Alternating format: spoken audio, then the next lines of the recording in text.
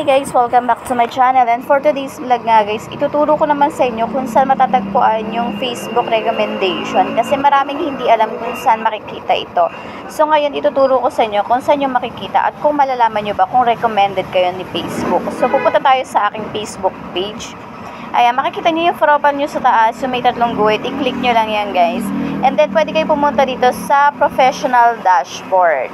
So, i-click nyo lang yan and then scroll up lang kayo dyan. Makikita nyo dyan yung nakalagay yung profile recommendation. Dyan nyo makikita yung Facebook recommendation ni Facebook. Ayan. Yun sa akin kasi is page, kaya page recommendation. Makikita nyo dyan yung mga check.